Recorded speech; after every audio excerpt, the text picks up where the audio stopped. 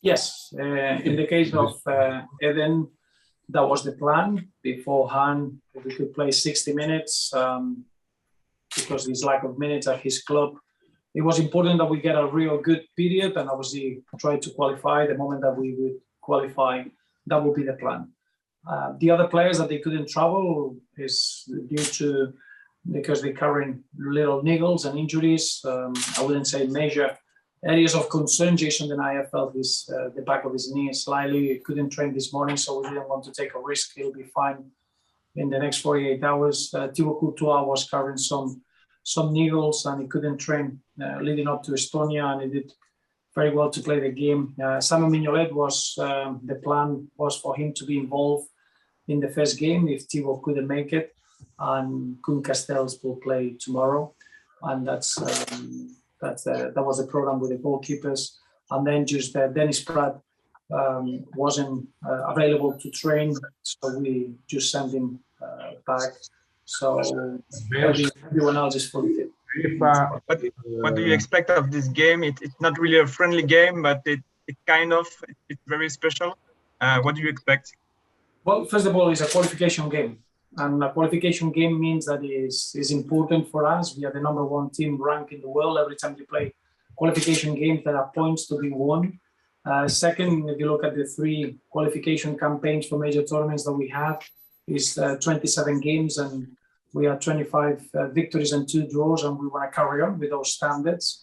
And then we got an opportunity to see other players that they've been impressive, and they will get the opportunity tomorrow.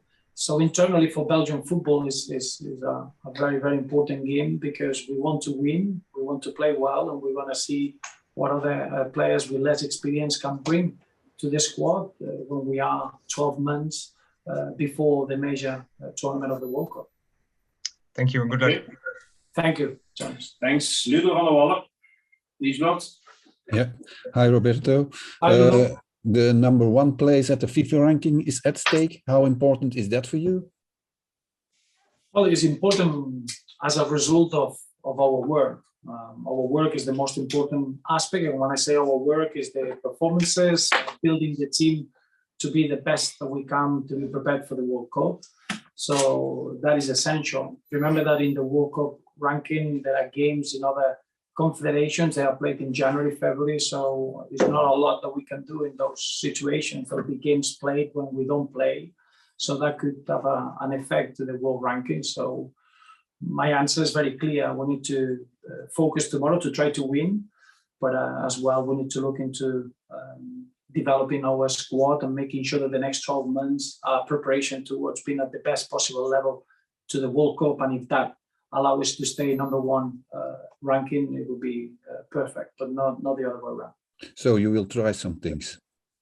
Yes, well, tomorrow is important that we keep some stability. This is an important game and it's a qualification game, but I think we are in need of fresh legs and bringing new partnerships on the pitch, because that's what we've been working behind the scenes, and the players, they've been given a fantastic level in training. So it's a real good opportunity to try it. Of course, in March, as I mentioned before, the idea is to work with a group on the 50 caps. But I think we cannot underestimate the environment that we're going to have, a full house, 33,000 fans pushing their team, making it very hostile because they need to get their results. So it's a great opportunity for us to see new players in that type of environment. Okay, thank you. Okay. Thank you, Ludo. We go to Chris Swatton, BBC Wales. Chris. Roberto, how are you doing? Hi, Chris. Good to see you. Welcome back, first and foremost. You're going to introduce some players that perhaps some Welsh fans aren't familiar with. It is going to be a hostile environment. What do you expect from the match?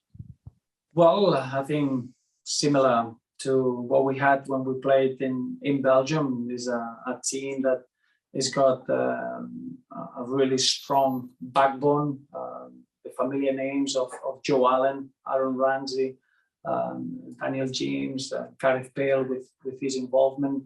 And that's bringing a team that is always very confident, technically trying to impose themselves and playing at home. You've seen it that although the Euros and the qualification to the Euros was a very impressive period. So a team that is full of good mixture of good experience and really good work, and then the environment of having a full crowd after a COVID period is always it's been a big difference for us to play at home. We felt it when we played against Estonia in almost for a long time without a full crowd in Brussels. And I know that's going to play a big part, but it's a great challenge for us, especially for the players that they are not involved in previous camps. Roberto, you know the history of Wales and Welsh football. You know how long it's been since they last went to a World Cup. They're so close now. You know it's going to be a huge motivating factor for the home side. Is that something you will warn your players about? No, I think obviously that's what we need. In international football, you get very little time to be able to prepare for those big moments. There is no margin of error. You go to a World Cup, you go to the European Championships, and over 90 minutes or the extra time and the penalties you need to get through. And I think the atmosphere for tomorrow will be perfect for what we need.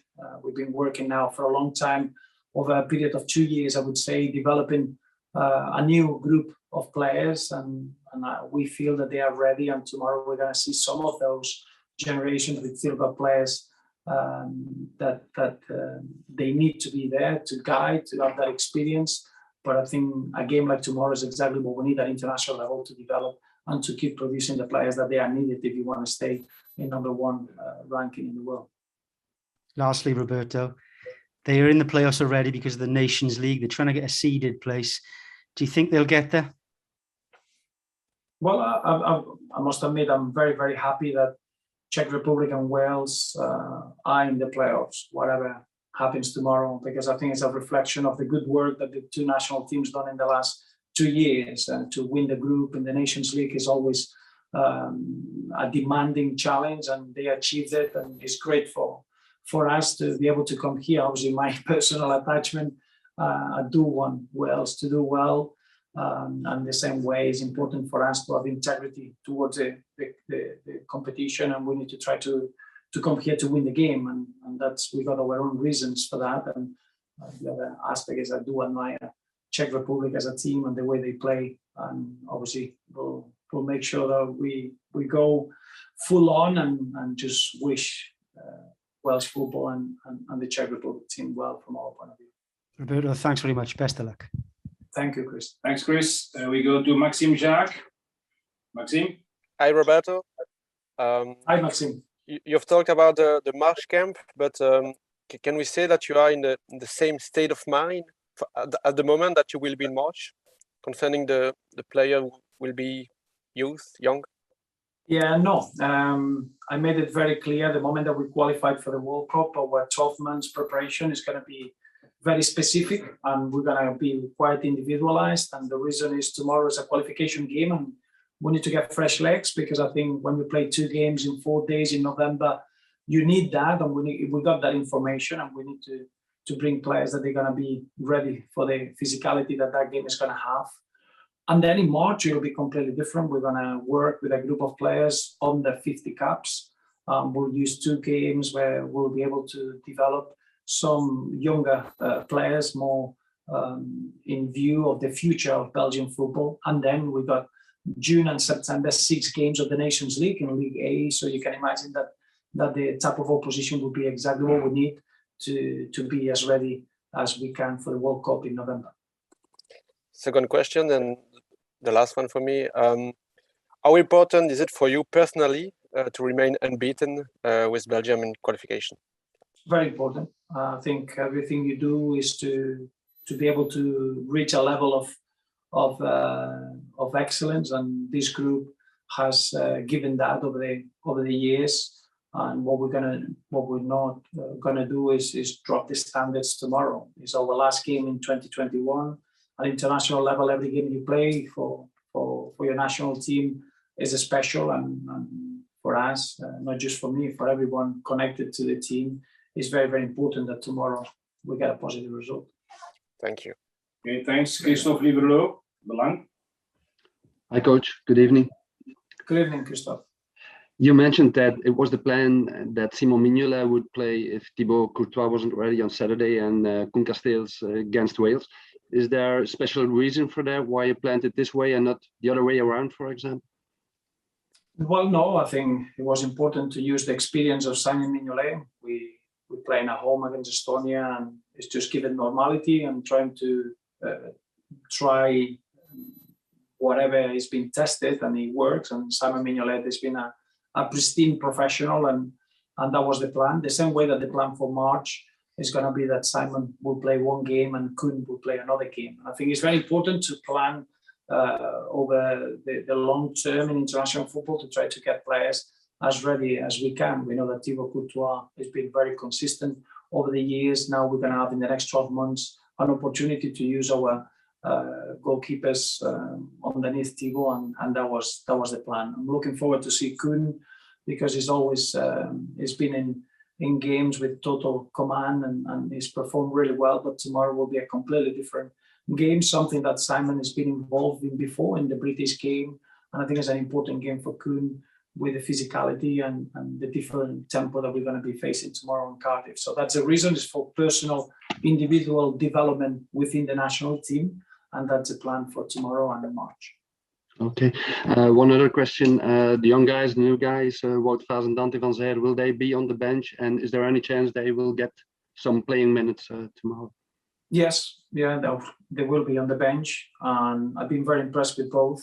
I think Wout is always a footballer that he carries that leadership, and he will be a commanding centre half. Of course, still learning and still growing, but it's been fantastic for him to be around Jan Vertonghen and Dedrick Boyata and experienced centre halves in the national team. And Dante, I've been very impressed with Dante. I think Dante is one of the most impressive footballers in the Belgium league in the last 2 years, and I think he showed that, and he's earned the right to be considered to play tomorrow some sort of role. Okay. Thank you very much. Thank you, Christophe. Jürgen Geril. Yes, hello, coach. Hello. Another question about Aiden. Was it Aiden himself who decided that it was better to go back to Madrid, or was it Real Madrid who asked that? Because another idea could also be that he could play 2 games with Belgium, or two times an hour to get match rhythm. No, that was more our decision. Obviously, the clubs, they can have their thoughts. As I've been in that position, when you are the club manager, you always worry about players going in international, and the same way sometimes you feel that, okay, maybe international football could be good at certain time for a player, but we need to work in a different way. We're working towards the team. We got players that we need to see tomorrow on the pitch. The idea was for Eden to be able to express himself and work for 60 minutes and try to qualify the team, and we achieved that, and that was a plan well before this camp. And now what we are considering is that those 60 minutes, they will really push and help Eden to go back, and now there is a very busy period for him, and I think that's a perfect scenario for him and the national team at this present time. Okay, thanks, Jürgen. We end in Spain with Angel Garcia from COPE. Is Angel there? No? Okay, then we finish here this press conference. Thanks all. Thank you, Stefan. Thanks, coach.